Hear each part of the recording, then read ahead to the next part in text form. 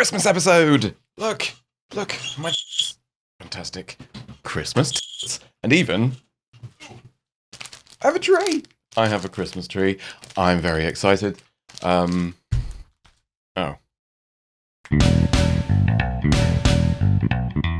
This is probably true. Please be aware that the following contains strong language and adult themes.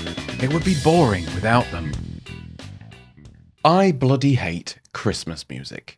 It is so happy and twee and smug and pleased with itself. It grates like a Brillo pad on a belt. I'm off to a good start, aren't I? I should probably clarify. I don't hate Christmas. Well, not all of it. Just Christmas music. It can fuck right off as far as I'm concerned. Although I'm not huge on Christmas generally, as you've probably gathered by now. Not even a minute in, and already I'm swearing about how much I hate Christmas, so fantastic start. Well done, babes. Crashing on, I have in the past done entire episodes about how winter generally is not great for me. Turns out I'm solar powered. If you take away my extreme good looks and these cracking bits, I'm basically just a houseplant. A really weird, f***ed up houseplant, but still. On top of my stupid need for sunlight, while living in a country that thinks blue skies are something that only happens to foreigners and therefore shouldn't be trusted because they're foreign and wrong, Christmas. I mean, if you look at the world in general, it's all a bit shit, isn't it? And then Christmas just makes everything a bit worse, especially if you're alone, single, away from your chosen family, stuck with relatives who insist on using your dead name or don't like you talking about your significant other, etc. That's when the Christmas music really starts to grate because, oh, it's the most happiest time of the year. It can really get you down, and it can turn what is a general kind of mild loneliness and malaise, weariness at the world into something a lot heavier and harder to deal with. It's a lot like that time I tried tinted moisturizer. Doesn't take much before suddenly everything's a lot darker than you expected. The worst bits, for me, I think, are the traditional social obligations that come with Christmas. Usually like Christmas parties, but work Christmas parties. You know, the ones you have to go to, or enforced family gatherings, because you have to, because it's tradition. I'm not great at social situations anyway. My spicy brain finds small talk and just generally fitting in quite difficult at times. It can be quite exhausting just to exist around boring people. For me, the small talk in the office kitchen or by the printer or anything like that is quite draining, and it's a lot of effort to get through those conversations with people, which is then made worse when, after 8 hours of sitting in an office together, we then have to go out to the work Christmas party. And it's like, oh good, you again. What's new? Nothing? No, because we spend all our time together. The very first one of these I went to was on a boat. And when I say boat, immediately you start to think of like a yacht in the Mediterranean, or maybe a paddle boat steamer kind of thing, drifting lazily down the Mississippi, you know, that kind of thing. And that might be kind of fun. This was not that. This was smaller, much smaller, in fact. Think the watery equivalent of those beer bikes that you see hen parties peddling around town from one bar to the next. Like that, but on the water.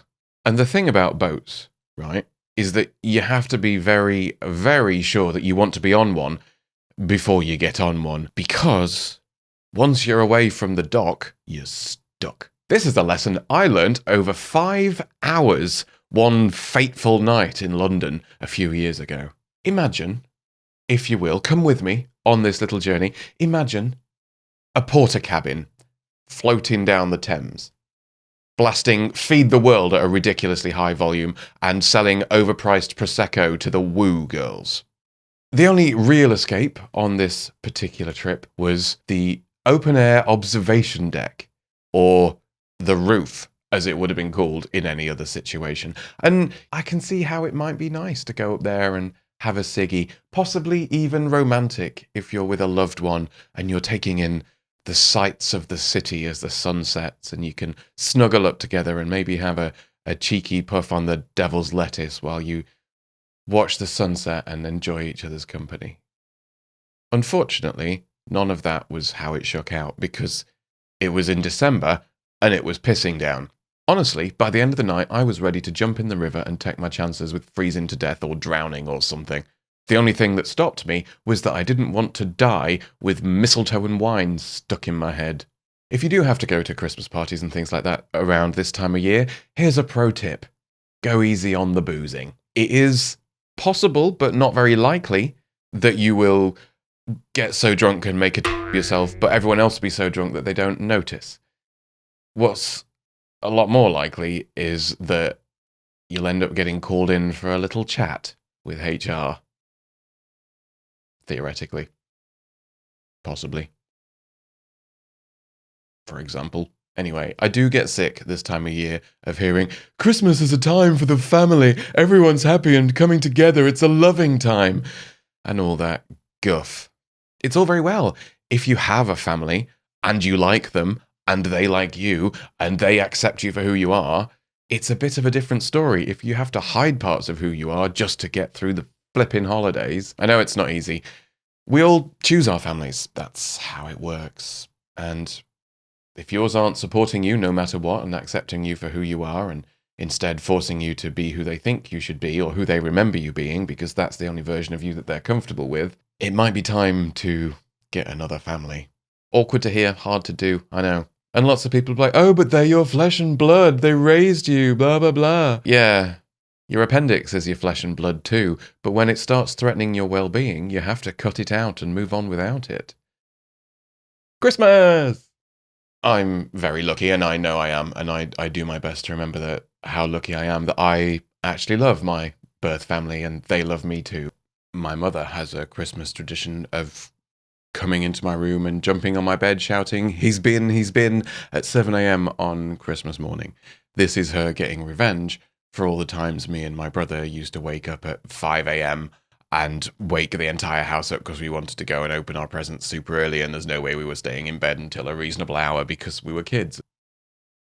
I don't tend to hook up much when I'm at my parents' because they want to know where I am. It's always awkward having to go, I'm just going for a walk by myself for a couple of hours alone.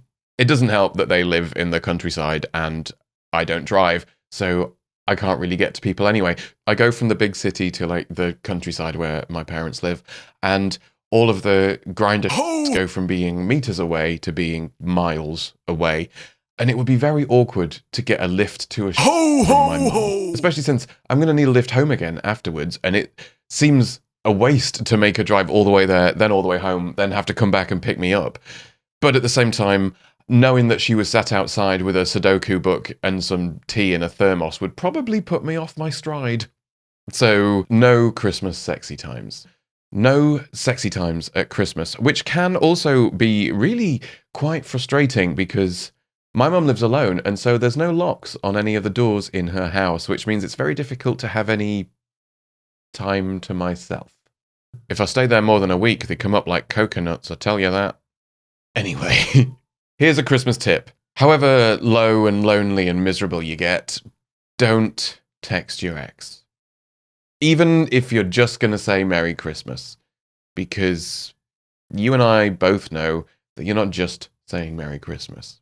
You're hoping there's going to be a chance that the two of you might strike up a conversation and they'll realize what a catch you are and how much they enjoyed chatting with you and wonder why they ever stopped, and maybe things will spark up again and you can have another go and get things right this time. And speaking as someone who has tried this tactic literally hundreds of times, it does not work. Chances are, if they liked having those conversations with you, they'd still be having them.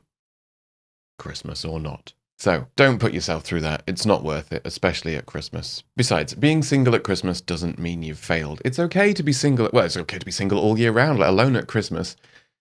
But it does make things a little harder, I know. But try not to let all of the Christmas romantic comedies and all the adverts about loved ones and spending special time together and all that, try not to let it get you down. It's not always easy, and I struggle with it sometimes too, but I hope that this will be a bit of a reminder for you that, it's okay. You'll manage. And on top of all that, with all the Christmas music going on about being happy and jolly and how this is the best time of the year, and especially when you look outside and realize everything's a bit right now. It can be a grind, and it can be worse when you feel like you're not doing Christmas right because you're not feeling happy and jolly and merry. And it is all right to not be happy and jolly and merry. Things don't magically get better just because there's a tree in the room or because you're wearing silly Christmas clothes. It doesn't magically get better just because the year's coming to an end. This isn't a TV show where everything's wrapped up nice by the end of the episode in time for the next one. Life doesn't work like that. How life does work is that we all get miserable sometimes. It's worse when it coincides with the commercialized gluttony of Christmas and all of that, and that's still okay. Sometimes just getting through the day to the next day is the biggest thing. And however dark and hopeless things seem right now, hold on. It's going to start getting lighter again soon. In fact, if you're listening to this after the 21st of December, it's already getting lighter again. You made it past the darkest day, and you're still here, and the days are getting longer. And sometimes just getting through it is enough. Feels like just surviving isn't something that we should celebrate. We should be celebrating more than that, but sometimes just surviving is enough. Just waking up the next day and going, this again. Okay, let's do it. And that's hard, I know, but it gets easier as the days get lighter.